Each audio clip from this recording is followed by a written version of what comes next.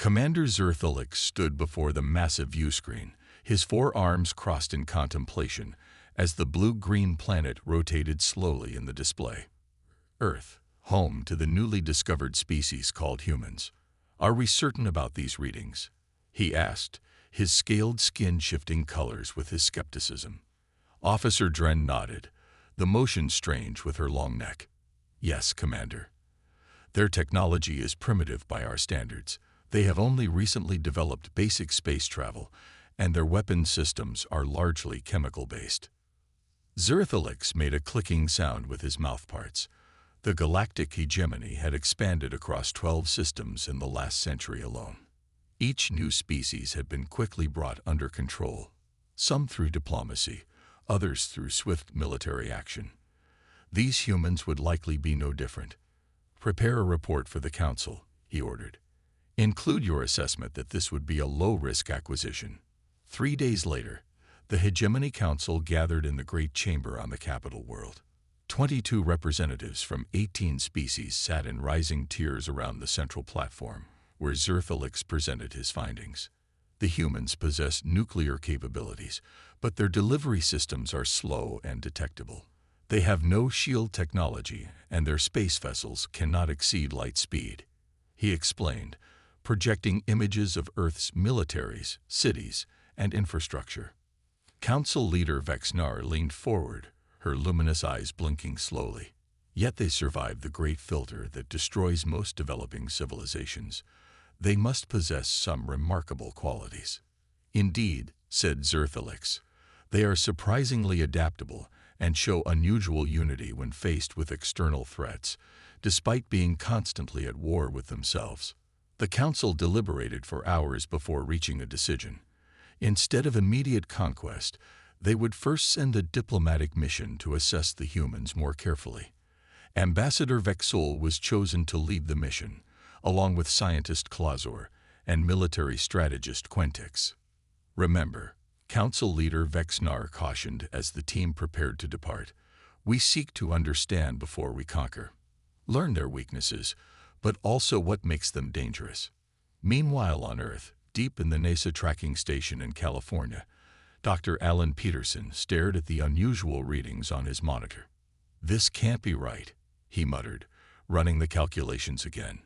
Sam, take a look at this. Captain Samantha Reeves moved from her workstation to look over his shoulder. Her expression remained calm, but her eyes widened slightly. That's not one of ours, she said quietly. And it's not Russian or Chinese either. Within hours, the anomaly was confirmed by tracking stations worldwide. An artificial object, massive in size, had entered the solar system and was decelerating as it approached Earth. The United Nations Security Council convened an emergency session. President Laura Hayes addressed the assembled world leaders, her voice steady despite the historic nature of her words. Ladies and gentlemen, we are not alone. We must prepare for first contact. A first contact team was hastily assembled. Dr. Peterson was selected to lead the scientific component. Captain Reeves would serve as military liaison, and Dr. Peter Morrison, the world's leading linguistic expert, would handle communications. As the enormous alien vessel entered Earth orbit 7 days later, humanity waited with collective breath held. News networks broadcast continuously, religious leaders offered prayers, and military forces around the world went to their highest alert level without appearing overtly threatening. The alien ship sent a simple message in mathematical code, which Dr. Morrison quickly deciphered. They want to meet, he told the assembled UN representatives. They're suggesting neutral ground. They've even identified Geneva as an appropriate location. 2 days later, a smaller vessel descended from the mothership. It landed precisely on the designated area in the special facility constructed in Geneva. As the ramp extended from the sleek metallic craft, humans got their first glimpse of alien life. Ambassador Vexul stepped forward, flanked by Clausor and Quentix. The ambassador raised all 4 of his arms in what he hoped was a universal gesture of peace. We come from the stars, the translation device at his throat announced in carefully studied English. We are the Galactic Hegemony, and we wish to know your world. What the humans couldn't know was that behind Vexel's diplomatic words lay the hegemony's true intention, to determine exactly how difficult conquering Earth would be. The meeting room in Geneva was designed to appear welcoming to both species. One side had standard human furniture, while the other featured adjustable platforms for the various body types of the hegemony delegation. Between them stood a round table made of polished oak. Ambassador Vexel found human directness unsettling. When Dr. Peterson asked about their intentions toward Earth, Vexel's skin rippled with surprise. In our culture, such questions come only after many cycles of conversation. Vexel said through his translator, "Your directness could be interpreted as aggression." Captain Reeves smiled thinly. "We prefer to know where we stand. It saves time." Clausor, the alien scientist, tilted his bulbous head. "Fascinating. Humans value efficiency in social interactions." Dr. Morrison attempted to ease the tension. "Perhaps we could share information about our respective biologies as a starting point." Clausor agreed eagerly and soon began explaining hegemony physiology while taking careful scans of the humans. His excitement faded as he studied the results on his device. "Your endurance is remarkable," he said, mandibles clicking. "And your healing ability, most unusual. You regrow damaged tissue naturally." "Yes," Dr. Peterson nodded, "though some injuries heal better than others." Later that day, a junior hegemony officer named Greg approached Captain Reeves during a break. His translator was adjusted poorly, making his tone sound dismissive. "Your species appears physically weak," Greg said. "How have you survived with such fragile bodies and no natural weapons?" The room grew quiet. Quentix, the military strategist, moved closer, expecting the human to react with anger. Instead, Captain Reeves smiled calmly. "We compensate in other ways," she said. 10,000 years ago, we used sticks and rocks to kill animals 10 times our size. 200 years ago, we split the atom.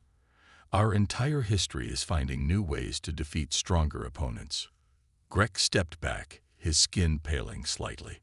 That evening, Quentix reviewed footage of human children playing in a nearby park.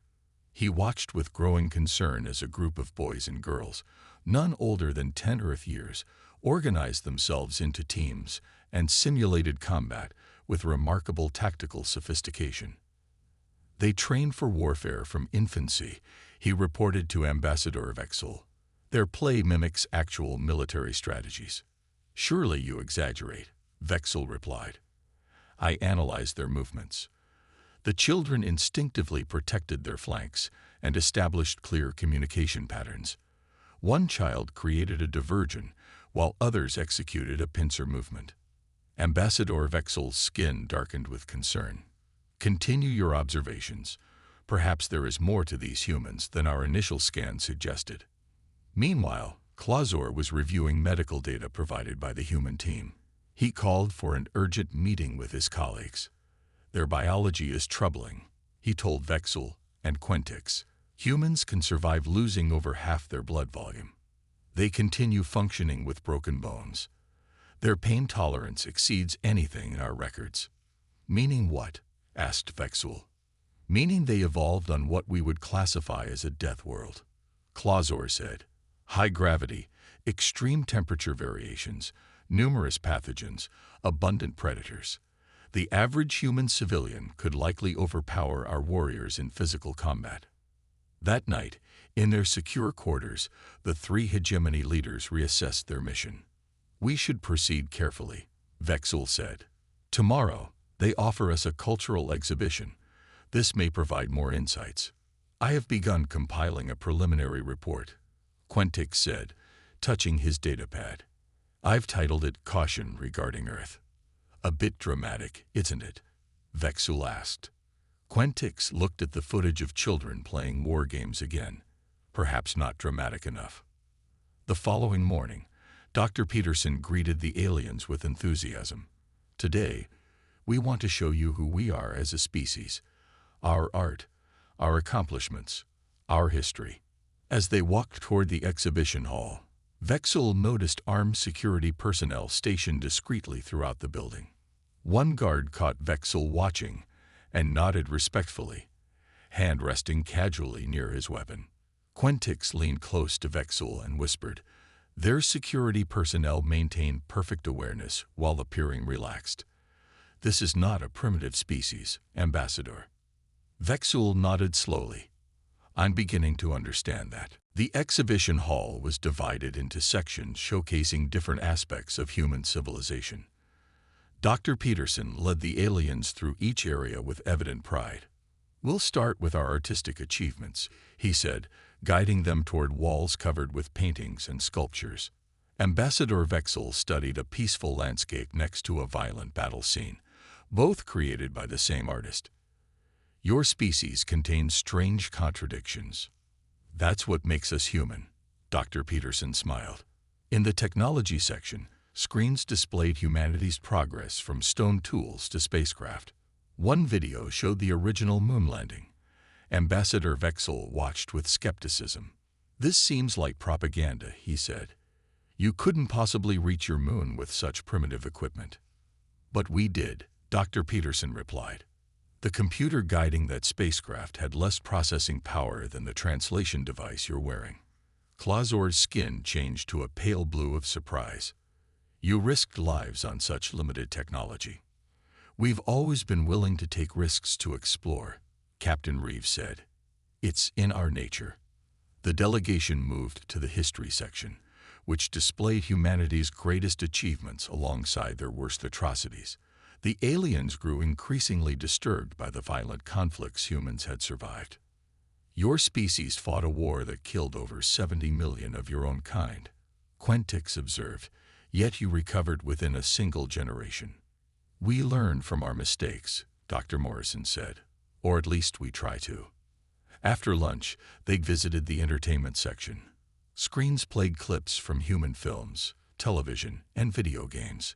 Quentix became particularly interested in a military strategy game being demonstrated by a young woman.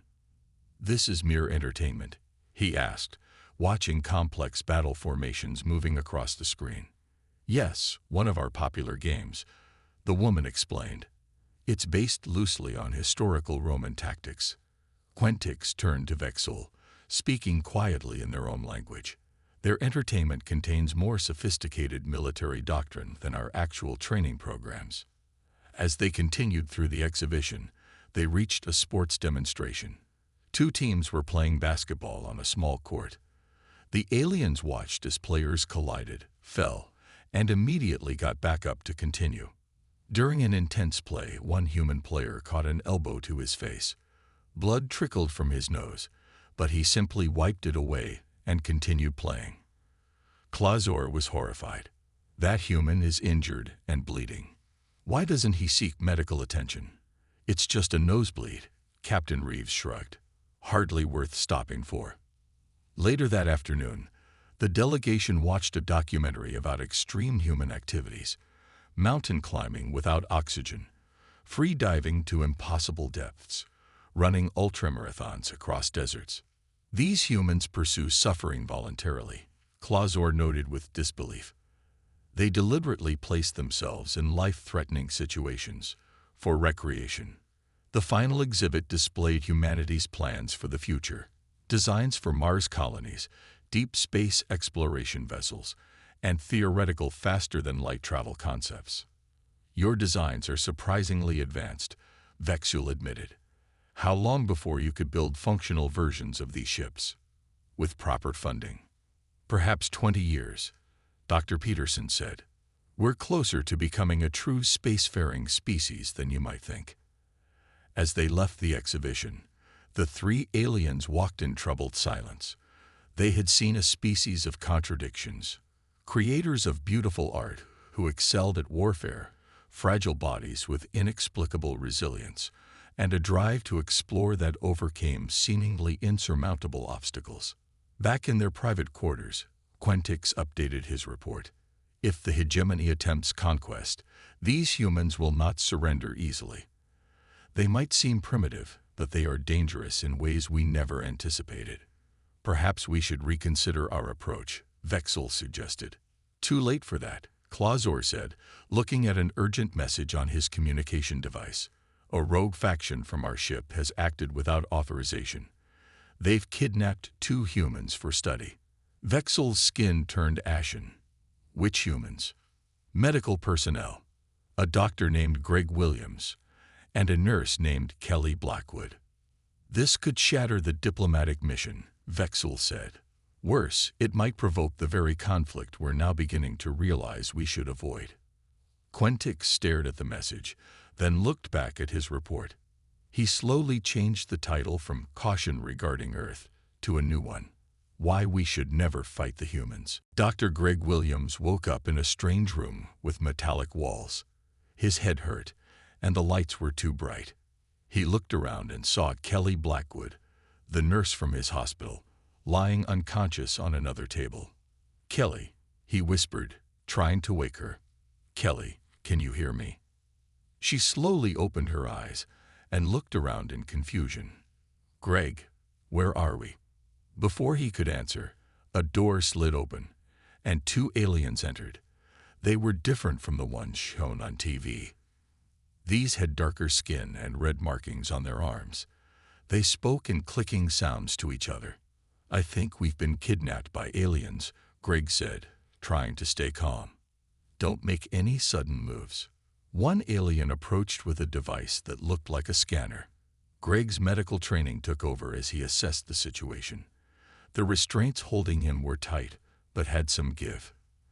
The examination table had several small tools on a nearby tray.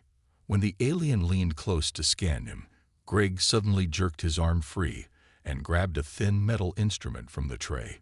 With one quick movement, he jammed it into the breathing apparatus on the alien's face.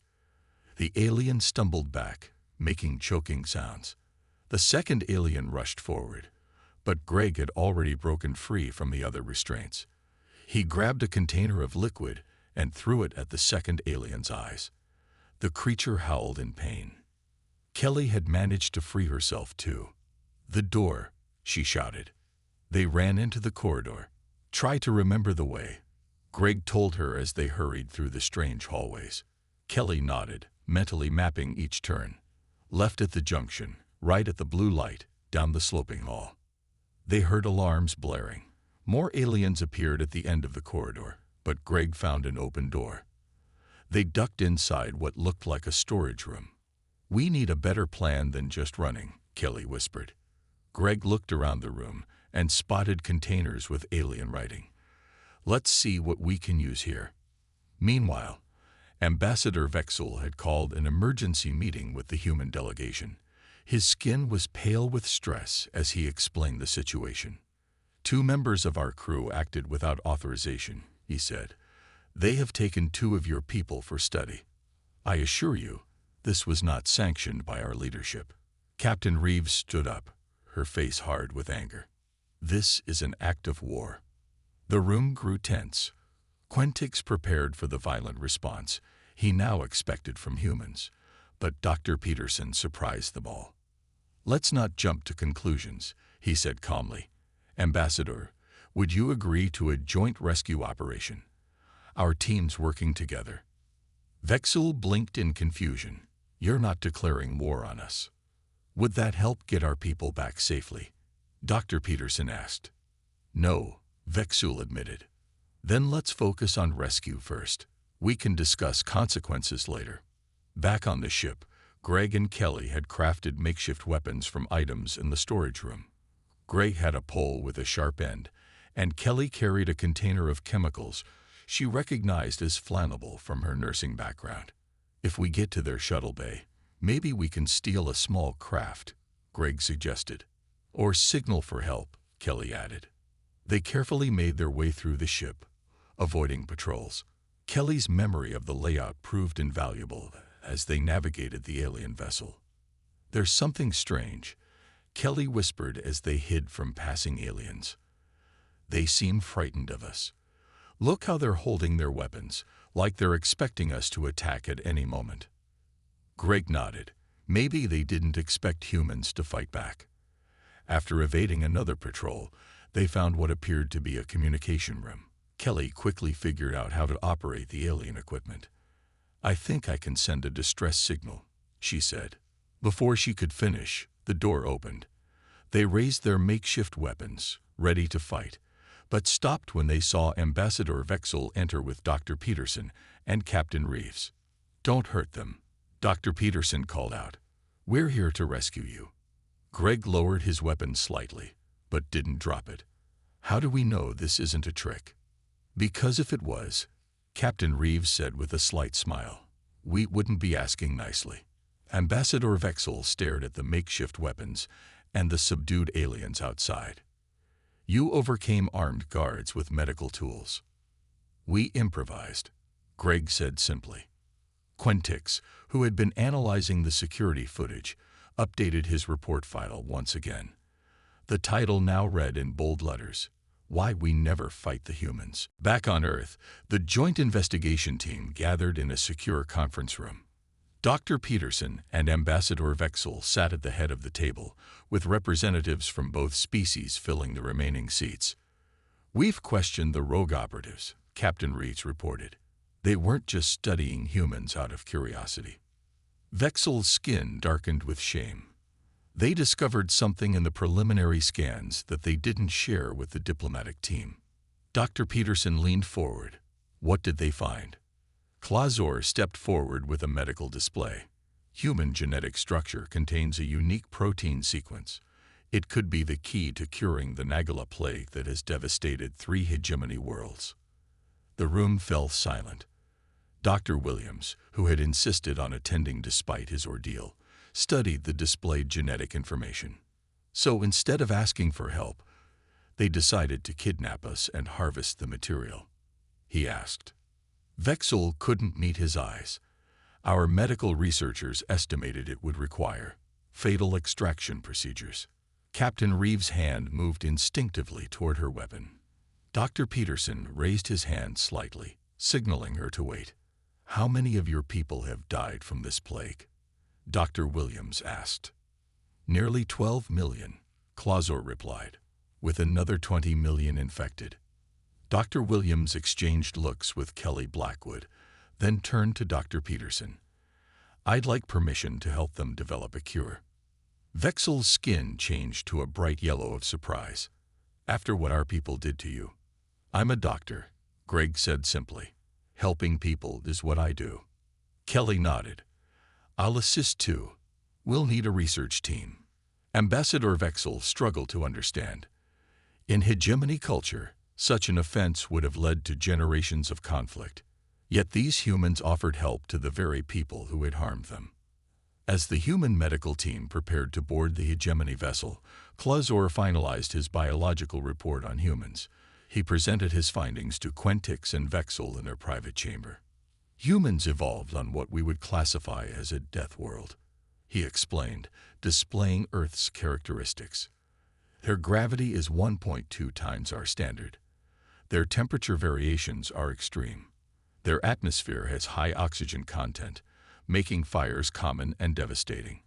They evolved alongside numerous apex predators. Yet they became the dominant species," Vexel observed. "Because they are perfect survival machines," Clazor continued. "They can digest almost anything. They can survive losing half their blood volume. Their bones heal stronger at the breakpoints. They require minimal sleep compared to most species, and they can survive in almost any climate." Quentix studied the comparison charts. "Their physical strength exceeds our warriors by nearly double." "Why didn't our initial scans show this?" "Because we measured their baseline state," Clazor explained. "We didn't account for what humans call adrenaline response. When threatened, their strength, speed, and pain tolerance increased dramatically." On the medical research vessel, Dr. Williams and Kelly worked alongside hegemony scientists. Within days, they had developed a promising treatment protocol. "This could really work," Greg told Kelly as they reviewed test results. "The cure is actually pretty simple once you understand how human antibodies interact with their virus." While the medical team made progress, Quentix continued his military assessment. He reviewed footage of human warfare throughout history, from ancient battles to modern conflicts. Their tactics are constantly evolving, he reported to Vexel. Unlike the hegemony's standardized battle doctrines, humans adapt their strategies based on terrain, resources, and enemy weaknesses. He displayed footage of human soldiers fighting in environments ranging from Arctic ice to burning deserts. Most concerning is their ability to wage asymmetric warfare, Quentix continued. Even when technically outmatched, they find creative ways to defeat superior forces. Ambassador Vexel stared at the images of humans fighting across impossible terrain and surviving against overwhelming odds. The Council needs to see this, he said finally. Our initial assessment was catastrophically wrong. These humans aren't primitive at all. They're the most dangerous species we've ever encountered. As if confirming his words, an alarm sounded. A junior officer rushed into the room. Ambassador, we've detected unauthorized hegemony ships entering Earth's atmosphere. It's the Vexcar faction. They're attacking the human research station in a place called Antarctica. Vexel's skin went white with horror. They're testing the humans. The Antarctic research station sat alone on the vast ice shelf. Inside, 12 scientists huddled around emergency equipment as the alien ship hovered overhead. Their radio calls for help had been sent, but in one of the worst blizzards of the season, they expected no immediate rescue. Dr. Alice Clark, the station leader, peered through frosted windows at the strange craft. Everyone stay calm. The military will come as soon as the weather clears. In Geneva, the news of the attack reached the diplomatic team during dinner. Captain Reeves immediately contacted her superiors, while Ambassador Vexel attempted to reach the rogue faction. They've blocked all communication, Vexel said, his skin pale with worry. This attack was carefully planned. Dr. Peterson studied the satellite images of Antarctica. That's the worst blizzard in that region in 20 years. Winds over 100 miles per hour. Temperatures below -70 degrees. No rescue team could reach them in these conditions. That's exactly why the Vexcar faction chose this target, Quentix explained. Their analysis suggested humans would be unable to mount a rescue in such extreme weather. They want to test human capabilities under the worst possible conditions. Captain Reeves ended her call and rejoined the group. Her face showed no emotion, but her eyes burned with intensity. Colonel Frank Daniels is leading a rescue team. They're departing from McMurdo Station within the hour. Clausor's skin rippled with disbelief. That's impossible. No living creature could survive transit in those weather conditions. You don't know Frank, Captain Reeves said. He specializes in impossible missions. At McMurdo Station, Colonel Daniels briefed his 6-person team as they prepared their equipment. Outside, the wind howled and ice particles hammered against the building. This is officially a volunteer mission, he told them. I won't order anyone to go. Lisa Montgomery, the team's survival expert, checked her cold weather gear. The folks at that station would do the same for us. I'm in. The others nodded in agreement. No one stepped back. The aliens chose the wrong planet to mess with, one soldier said as he loaded his weapon. They departed in 2 specialized snow vehicles, vanishing into the white wasteland. The base commander watched them leave, doubt clear on his face. May God help them, he whispered. In Geneva, a tense wait began. Ambassador Vexel paced while Quentix monitored Earth communications. The hegemony leaders had never seen humans face such an extreme challenge. Their rescue vehicles are designed for these conditions, Dr. Peterson explained, showing schematics of the snow crawlers. And their cold weather gear can keep them functioning in temperatures that would kill most species. 16 hours into the crisis, the alien ship at Antarctica sent its first report to its faction leaders. The message was intercepted by Quentix. They'd breached the station and taken the humans prisoner, he translated. They're surprised at the humans' resistance. 2 of their soldiers were injured by improvised weapons. Humans always improvise, Captain Reeves said with a hint of pride. 4 hours later, another transmission came through. The alien commander sounded confused.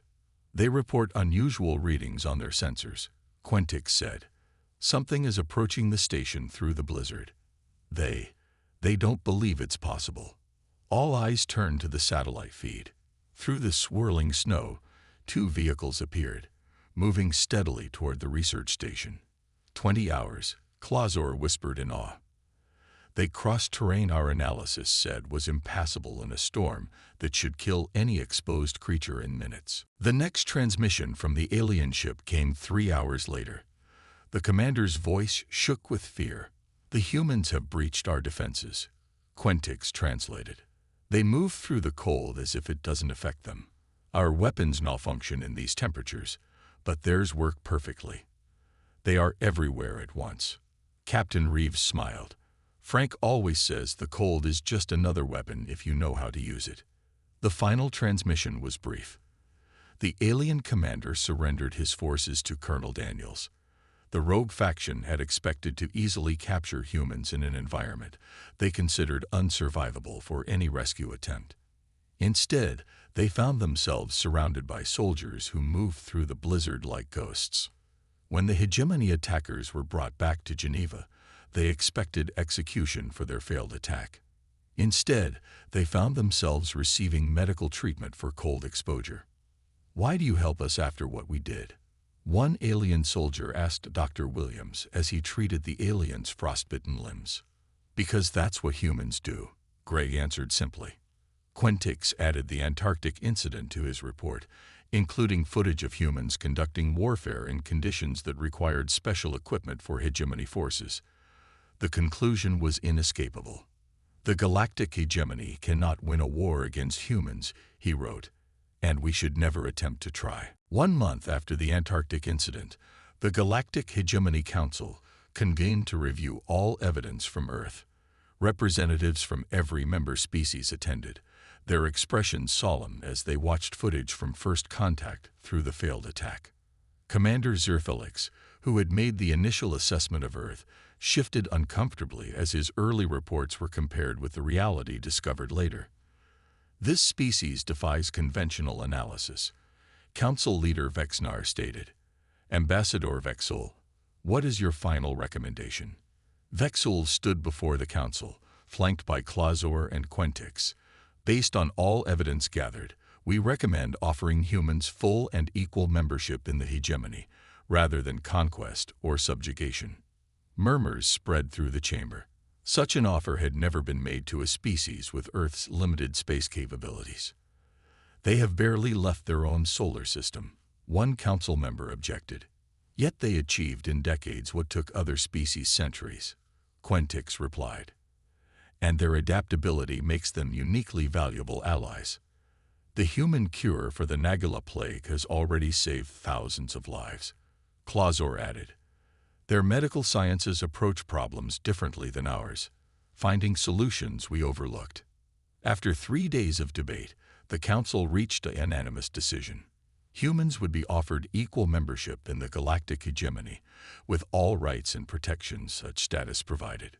2 weeks later, a formal treaty signing ceremony was held in the United Nations headquarters in New York. The Great Hall was filled with dignitaries from Earth nations and hegemony worlds.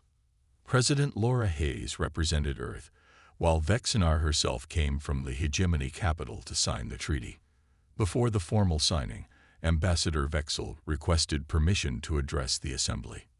"When we first discovered Earth, we saw you as a potential conquest," he admitted, his skin showing patterns of regret and shame. "Our initial analysis suggested your technology was primitive, your defenses inadequate. We plan to assess your weaknesses before subjugation." A tense silence filled the room.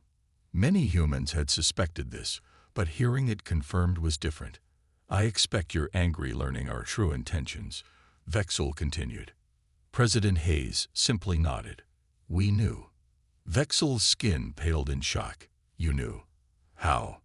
"Our intelligence agencies intercepted your communications within the first week," she explained calmly. "We decided to proceed with diplomacy while preparing for the alternative." With a gesture, she had an aide distribute folders to the hegemony delegation. Inside were detailed plans for counterattacks against hegemony forces, including weaknesses in their ship designs that the hegemony hadn't even recognized. "You developed these in weeks?" Vexnar asked, studying the documents with growing alarm. "We've always been good at finding creative solutions when threatened," President Hayes said with a slight smile. The treaty was signed to applause from both human and alien representatives. Earth officially joined the galactic hegemony as an equal member, the first species to do so without first developing independent faster-than-light travel. Later that evening, at a celebration in the hegemony vessel, Quentix shared a final version of his report with Vexul and Clausor. "The Council has ordered this distributed to all hegemony military commands," he told them.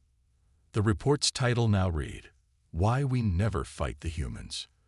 The final page contained a classified addendum that summed up everything the hegemony had learned. Humans are the only known species that treats warfare as both science and art, yet chooses peace when possible. They fight with creative ferocity when threatened, but show remarkable forgiveness when respected. Their adaptability is matched only by their resilience. They evolved on a world that should have killed them, yet they thrived. They are physically stronger than they appear, mentally more flexible than they seem, and their capacity for both violence and compassion exceeds anything in hegemony records. The galactic hegemony has conquered 18 species across 12 star systems. We could not conquer humanity, and we should never try. 3 years later, a hegemony colony faced extinction when their sun began emitting deadly radiation flares. It was a human fleet that arrived first, evacuating the entire population before their world became uninhabitable. When asked why humans would risk their lives for aliens who had once planned to conquer them, Captain Samantha Reeves, now Admiral of Earth's first interstellar fleet, simply replied, "Because that's what humans do. We help people who need it. That's why we're worth not fighting."